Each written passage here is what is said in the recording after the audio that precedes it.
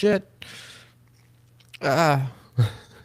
So, hello, and welcome back to Retrieving Sanity with your podcast host, Keegan, and this is your podcast for all mental health, addiction, recovery issues, and topics. Now, today we did have an episode scheduled. We had a interview with Lori Clemens, I believe was the last name. It was Lori, but Lori Clemens, yes. So that was it was silly because we had it scheduled, and like I said, she canceled it last night, and I was confused. I was like, "Why?" Like, I'm not sure entirely why, but now that I went and checked the email and everything, because I got an email notification on top of the Calendly notification and stuff. Ah, man. There we go. And oh, that's right. There you go. Now I should be able to hear the music too. So, it's pretty cool, right? Anyways, no, so Lori Clemens messaged me. Well, she canceled it on Calendly.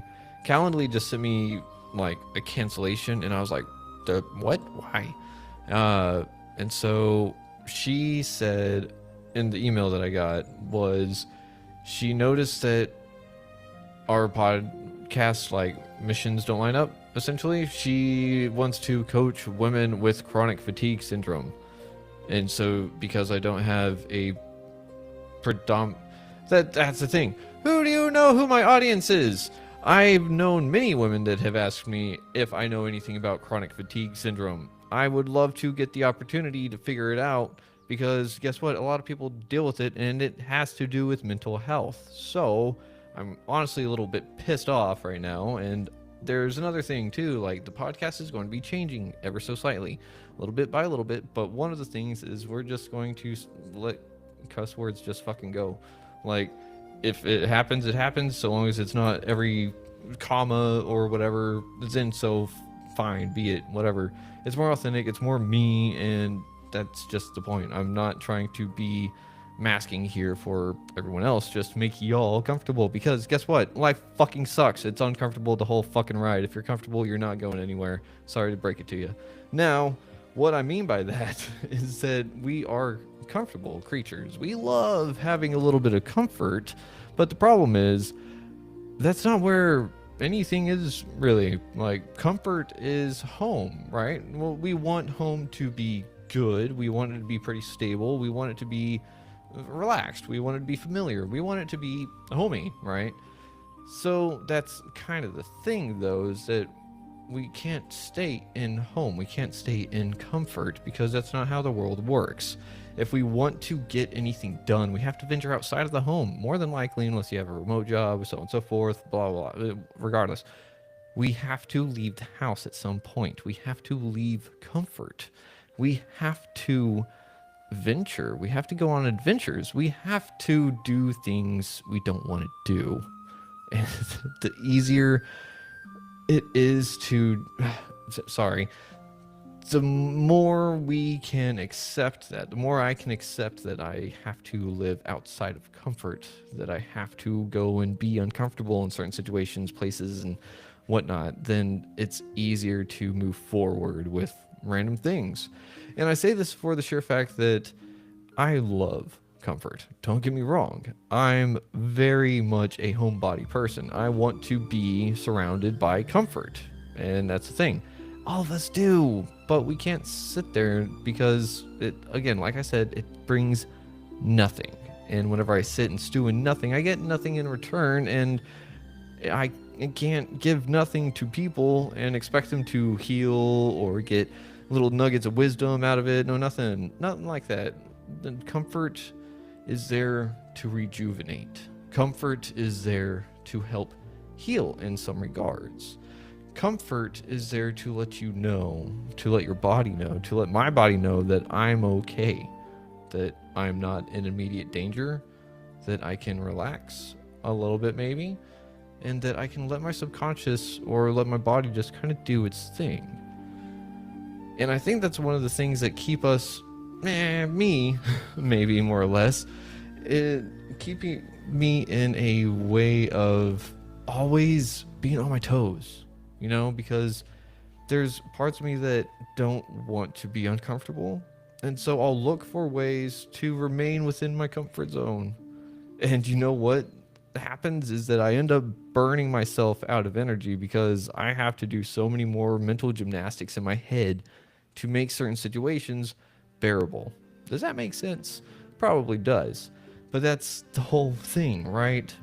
If I have to do those mental gymnastics and that's what's tiring me out, that's what's stressing me out, how do I stop doing that? Well, that's the thing, is that I would love to give a solid, straight answer on it, but there's no solid, straight answer on it besides asking yourself what it is that you're really wanting, what it is that you're needing, more or less.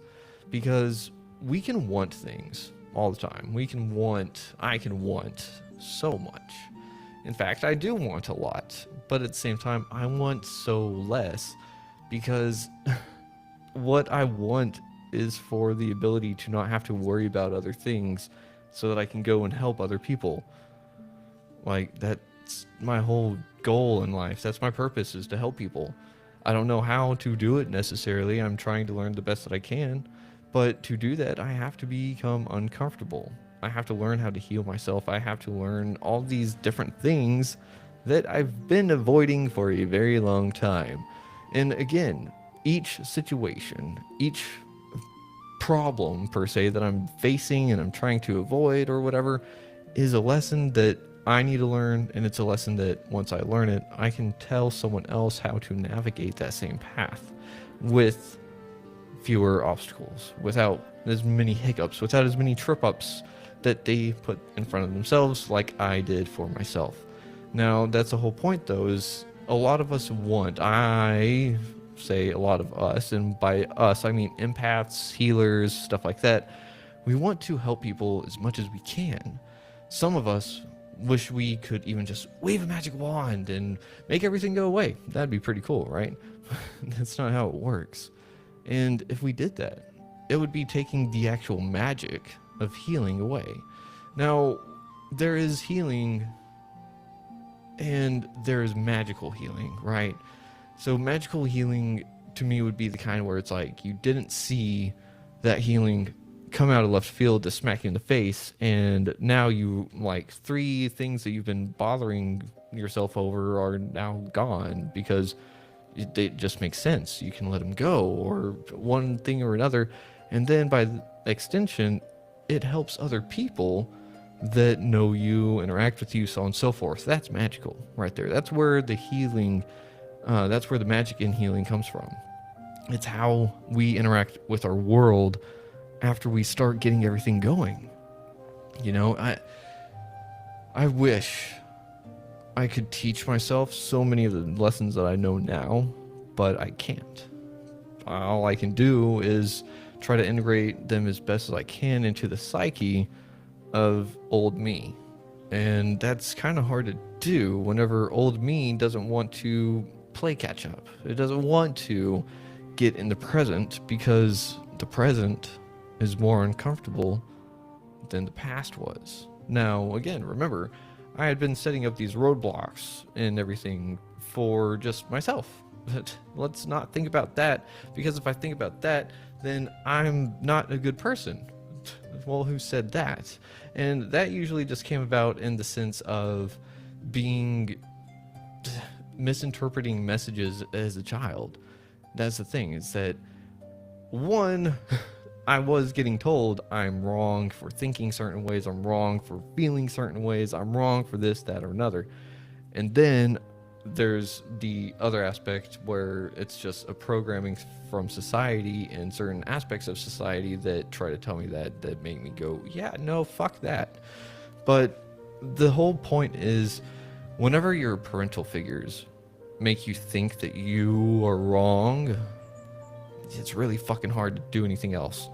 So I thought everything I did was wrong. Everything I thought was wrong. Everything I felt even was wrong. So I had to learn to put up a filter of sorts. And some people would be like, yeah, everyone has one. Well, I got like 3. Because I got one that's like, all right, what is the stuff that I want to say, feel, or whatever? And then it goes through that first filter of, is it a bad or good thought? And then it's like, well, shit. Where is that programming coming from? What, like, who said what is good and what is bad? Well, there's a couple of sources that tell you this kind of thing whenever you're growing up, and it's usually religion, your parental figures, your role models, so on and so forth. Well, for me, it was religion and my parents. So I learned a lot of things that I thought were just bad. And it was just, I was wrong for thinking it. I was wrong for feeling it. And so it's like, well, I'm sorry, but I don't know how to control thoughts. So I guess I'm just a bad person. I don't deserve to exist. So that's where a lot of shit for me stems from, is that I don't deserve to exist, because from the things that I've heard my parents tell me, the things I've overheard my parents yell at each other for, the different conversations I've heard between family members and everything like that, it would just be so much easier if I were not here. So much better for everyone had I not ever been born. So much money would have been saved, a lot of heartbreak would have been not had, so on and so forth. Just, it would have been so much better. It would have been so much easier. But then why am I here if I'm not supposed to be here? Well, I'm here for some fucking reason. I don't know. That's the thing though, right? If I didn't know what it was, then I might as well fucking make it. And I say this because whenever I was growing up, like many of us, I didn't think I was actually going to make it very far. I didn't think I was going to get old. I didn't think I was going to survive, rather. So whenever I hit 18, I was like, okay, well, that's kind of like the easy, quote unquote, like, yay, I made it. Like, high school's over. Woo. So then I hit 20 and I was like, okay, like, again, another like easy benchmark, whatever. And then 21 hit and I was like, okay, this might be where it goes really downhill. And then, so I didn't think I was going to really make it to 18, 20. Like I did and I didn't. And then I made it and I was like, all right, there's no way I'm making it to 25, because I feel so bad. I feel so worthless. I feel lower than low. Like I don't have friends or whatever, blah, blah, because I'm just, no one should have to deal with what mess I am on the inside. So whenever I hit 25, I was like, shit, I made it. Now what? And then it kind of happened for a few more years, and then I wound up in rehab, and I was like, shit, why am I here? Like, who am I is one of the things that kind of started popping up in my head. But then I went to Nehemiah, and we know the story from there. And guess what? I was still even more confused after doing Nehemiah, because, well, actually, no, let's take that back. I was confused in the sense after Nehemiah for what is recovery, how do I do it, what do I do with it, so on and so forth. I wasn't confused in the spirituality aspect and everything like that, because it reinforced my own spirituality into myself, which is another part of the podcast that's going to fucking change. So get ready for that. If you're a Christian, you don't like pagan roots, if you don't like anything that is not Christian, then sorry, get out of here. But if you can look past that, if you can look at the spiritual principles that are in it, or whatever you want to call them, then it's for you. If I can do it 9 months for, well, rather 6 months every day over at Nehemiah, learning all about Christian mythology, then you can sit here for an hour for maybe a guest that wants to talk about their pagan roots or their witchcraft, whatever it is they want to talk about. If you don't want to listen to that stuff, guess what? It's the internet. You can just click on buy. So thanks.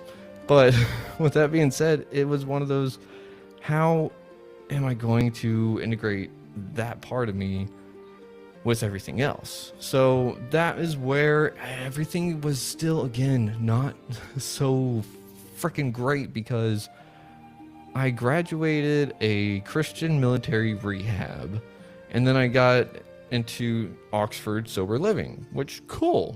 They have things for, you have your own religion, your own spirituality, blah, blah, blah. They just want you to be working a program of recovery, whatever that looks like for the individual and or house.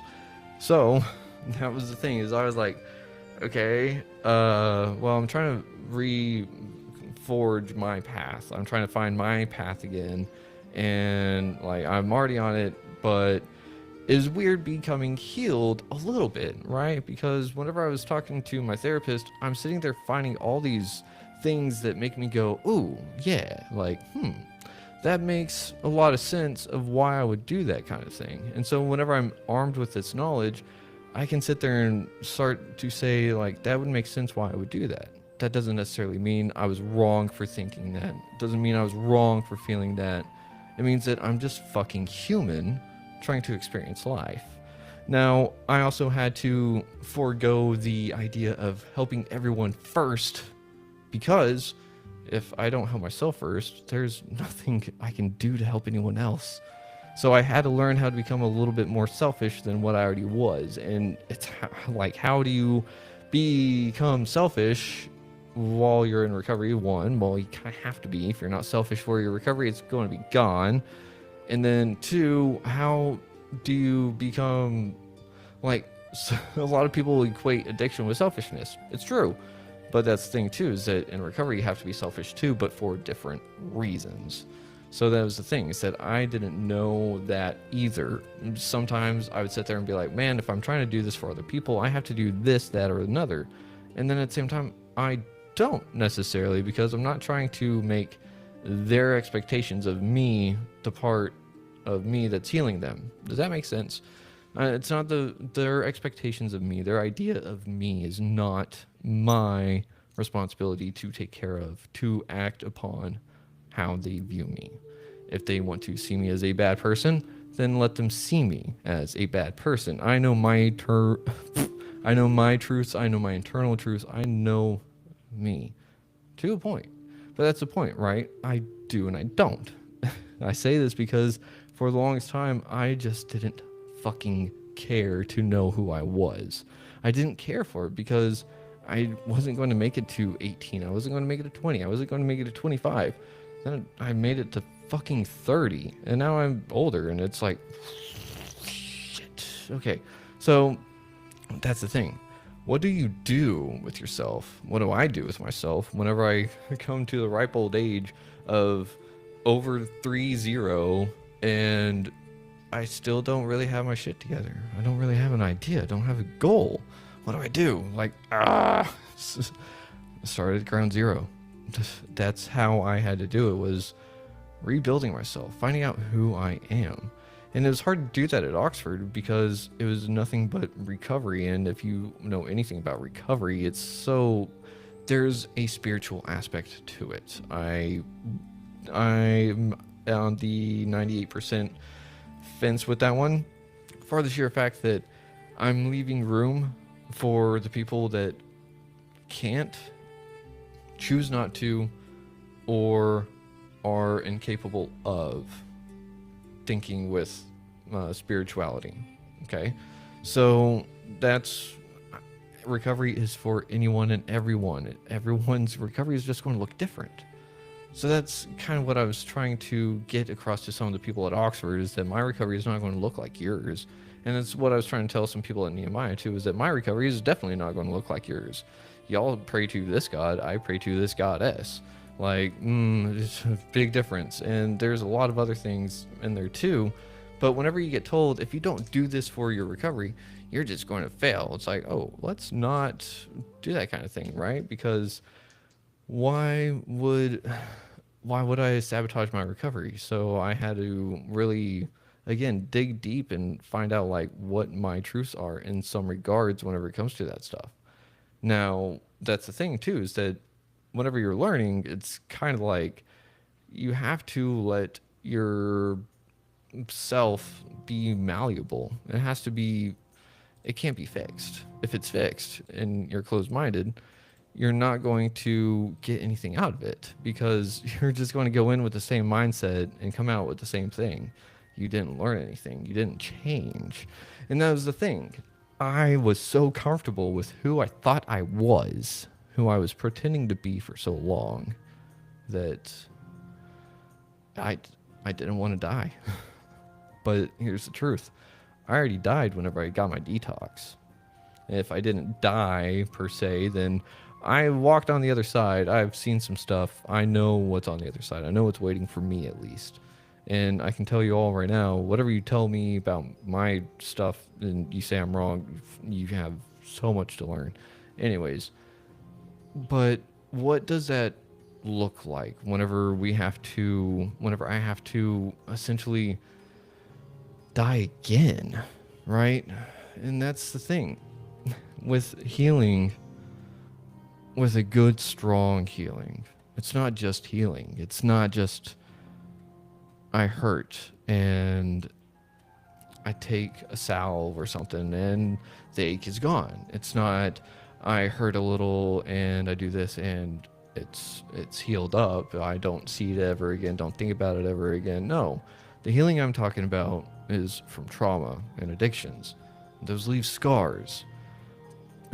The thing with scars is that they're continuously rebuilding themselves.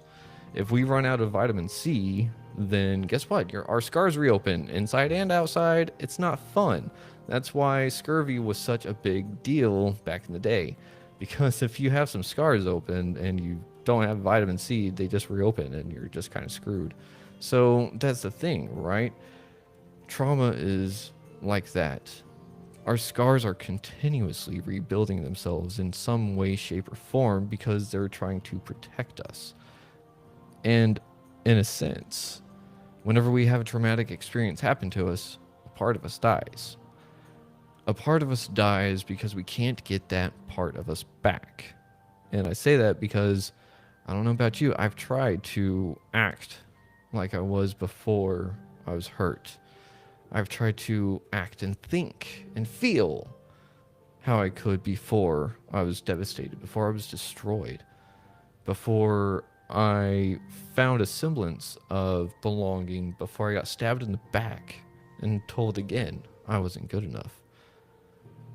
Like, every one of those moments is a death because I cannot go back in time, think that way, feel that way, or respond and react in those same manners again.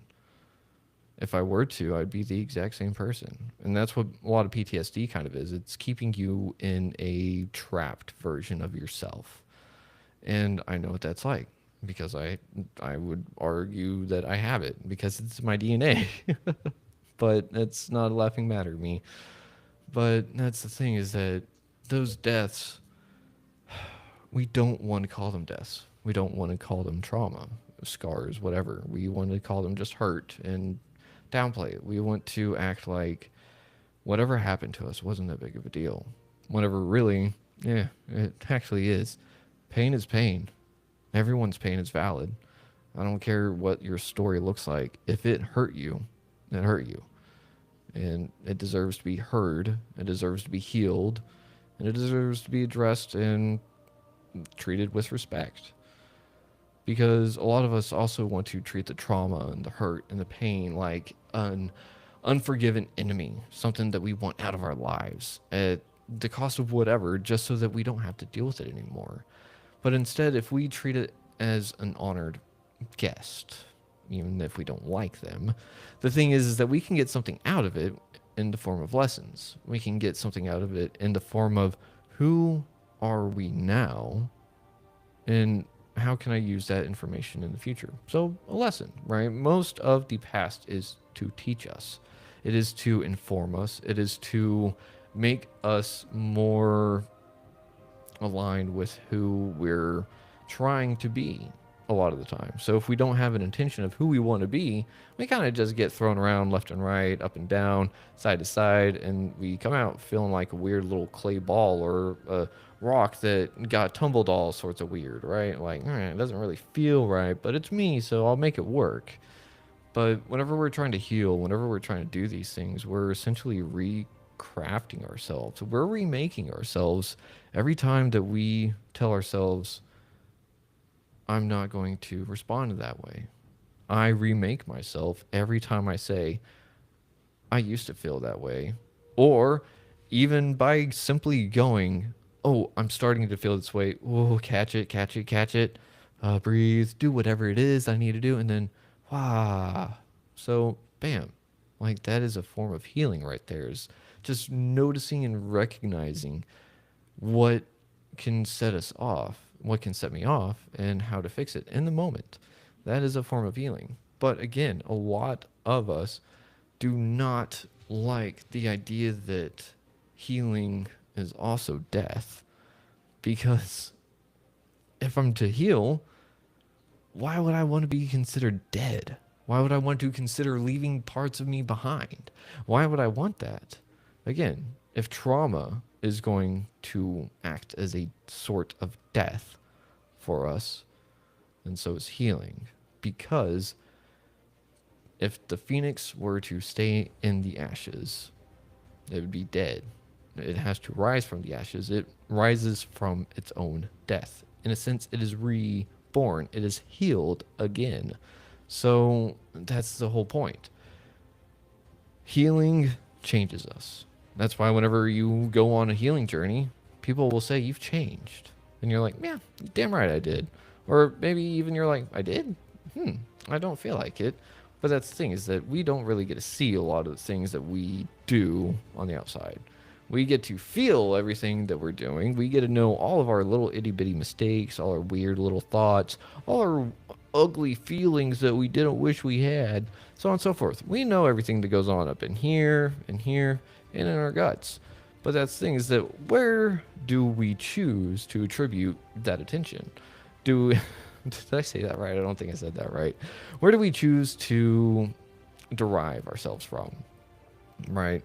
Because if I'm deriving myself from outside validation, then I'm going to need constant outside validation to make myself work.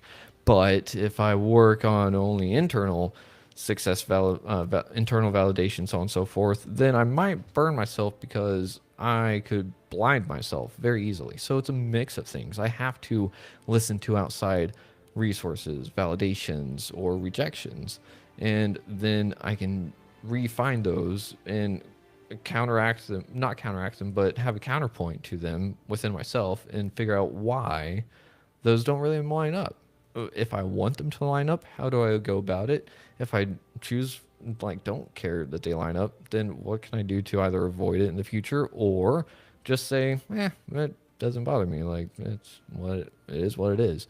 So that's the thing, is that with the death aspect, we become new again, but who the hell are we going to become? And that's the beauty in it. We don't know unless we choose to. So upon healing, we are choosing. I'm choosing to go down a different path. I'm choosing. I want to be this way. I want to be this person. And I can't do that kind of thing if I don't go through the experiences of all the shit that I did in my past. If I were to go back in my past and pull 15-year-old me right here, right now, y'all may recognize me. I'd be a little bit shorter, hard to believe, I know. Let's see, 15-year-old me, I think had black hair, long black hair, and yeah, basically no tattoos, no beard. That'd be weird, but essentially I wouldn't be recognizable. Aside from the outside appearances, the inside me is so much different.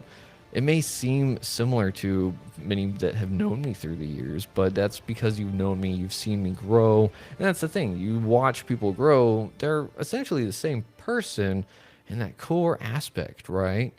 Everything after that core aspect is what really changes us and all that fun jazz. But our core aspect usually is a part that is so fucking hurt that it affects everything else. So we have to work in literal layers, and sometimes we may never feel like we're getting to the crux of the problem. Whenever in reality, we may have actually knocked off 80% of what is actually bothering us without even realizing it, because it doesn't bother us as much as we thought it did. It did. Sorry, I made that sound really awkward and convoluted. What I'm trying to say is, a lot of the time whenever we find ourselves healing ourselves and remaking ourselves, and we are doing it with a passion, with a purpose, with something in mind, a lot of the things that we really didn't want or did want are silly. Maybe not silly, but we can see why. I can see why it definitely wouldn't have worked out in some regards. And I can see why in some other regards things played out the way they did. And like, there's that saying that was, maybe everything that's happening to you is because the universe is just getting you ready for what you asked for. And I was like, shit, that would explain a lot. Why would that explain a lot? Because ever since I was little, I talked about wanting to help people, wanting to help heal people, help them through their tough situations, get them out of like daring situation, all of that kind of stuff. I just wanted to help people. I just wanted to be a hero in a sense, right? And I didn't know how to do that. I still don't. I'm just showing up to be me, and I'm trying to just be me that I needed all those years ago. Because in reality, there's nothing wrong with me, besides the fact that I thought that there was something wrong with me. So that's just the whole point. And anyone that wants to agree to this kind of thing and say, yeah, you need to be you, just however you are. If you're that person and then you hold someone up to your lens or whatever, and they don't measure up, and now you don't like some of the qualities that they have, maybe they're in the LGBTQ plus, however else there's added to. I forget this time around. Don't get mad at me. I just remember the LGBT whenever I was growing up. So there's that. Maybe they're trans, maybe they're Hindu, maybe they're Mexican, maybe they're whatever. And like, what does any of that have to do? It says if this person doesn't line up to how I think someone should be, they're a bad person. You're a bad person, and you don't actually believe that people should be whoever they want to be. You think that everyone should adhere to certain ideals that you have to adhere to because you have been led astray, thinking that everyone needs to adhere to certain things, which I think that we do have to adhere to certain things, such as just respecting our fellow humans, letting them choose their own path. So long as they don't harm others, let them do them. They will figure themselves out. Once they harm others, yeah, it's where laws exist and all that other stuff, right? But they're so fickle, and we're not looking at laws right now. We're looking at us. We're looking at humans. We're looking at how do we become free, right? Because that trauma, that pain, that addiction keeps us in a cell of sorts, which we have the key to. We always have. We just don't want to go out of it because it's outside of that comfort zone. Because inside of our comfort zone is our idea of us. Inside of our comfort zone is our idea of the world. Inside of our comfort zone is the everything we ever needed. And maybe that's enough, but it's really not. Because if it were, you'd never have to go outside of your comfort zone. And then you just never meet anyone else in the world ever. Ever. Because if you say that you're 110% comfortable around anyone all the time ever, you're lying. I don't care who you are. Someone makes someone else uncomfortable in a world full of, what, 8 billion people now, I think? Last I checked, I think. That's a lot of people. It's a lot of different circumstances. It's a lot of different areas to say, like, yeah, that person made me uncomfortable because they were standing on their head whenever I walked in the room, and then they like got on their feet without touching the ground with their hands. Like, I don't understand. Like, that was weird. I made me uncomfortable, you know, stuff like that. But the way that we get to accepting others is by first accepting ourselves. Ouch, right? That's the hard part. And healing requires us to accept ourselves, which means getting outside of that comfort zone, because a lot of the time I put myself in that comfort zone because I was okay with that version of me. I was comfortable with that version of me. Now I'm stepping into me, and I'm very much outside of my comfort zone in a lot of ways. And I don't know if I'll ever be okay to the point where it's like I'm comfortable with who I am, because while I am, I'm also not, because I wish I had felt this way so many years ago. But that's the point. I am now recreating myself. I am now building myself into the person that I choose to be, instead of the culmination of all of life's shitty experiences that I've had to endure. So if you can relate to that, if you can relate to wanting to build yourself to be the best you that you can be, while ignoring all of life's bullshit, while actually turning it into lessons that help you become the best you that you can be, We have a Discord going. It is super awesome. It's still young. It's still new. It's not the biggest or anything like that. Don't worry about it. But it is growing, and it's full of people that are just wanting to get better. People that maybe they're a little lonely on their healing journey. Maybe they've got some questions about certain things, whatnot. If you want to have a healing community that is full of random misfits like me, then check out the Discord. It's going to be in the video description and all that. And we're going to start posting these solo episodes as well because guess what? It's my podcast. Some people have said that they wanted to hear me do episodes again. So here we go. We're going to start up again. I don't know what it's necessarily going to look like or anything like that. We'll figure it out as we go. And I say that because I just haven't done a solo episode for real, like a full hour episode in a while. Yeah, I'm a little scared to. I'm not going to lie, but at the same time, I'm I'm not sure. I don't want to let myself down, but I don't want to let y'all down. So it's pretty easy whenever. Just joking, just joking. But again, we do have another podcast coming out in the near future. I want to say maybe by the end of this year or start of next year. Actually, I think if we get it out sooner, the better. So stick around for the up and coming podcast that is from Retrieving Sanity. And it's going to be super awesome. It's going to be epic because it's all about feelings. If you're like, ew, feelings, trust me, you're going to want on this one. And by you're going to want on this one is you will want to be on this upcoming podcast. Why? You're just going to have to check it out because it is going to be something special that it may be done right now, but I haven't heard of it. So if that sounds like you want to be a part of it, check on the Discord. Check us out on the Discord and make sure to stop by the YouTube, subscribe, and maybe Facebook, anywhere else that you want to check out Retrieving Sanity. We're probably there. I don't know how active because I'm only one person, but if you need something, reach out to me. I'll do my best to respond as quickly as I can. But if you're on the Discord, it's even easier. So again, Discord. But no, I just want to say, everyone out there, you're doing amazing. More than you think. You're doing fantastic.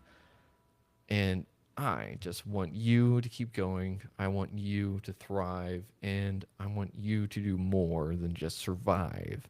I want you to understand that life is full of beautiful things. That life is full of excitement. It doesn't have to be full of torture and a living hell. It can be something great that you make it. So if you believe in yourself, good job. If you don't, I believe in you. Someone has to, right? So with that being said, we're going to skedaddle on out of here. We're going to do our own thing.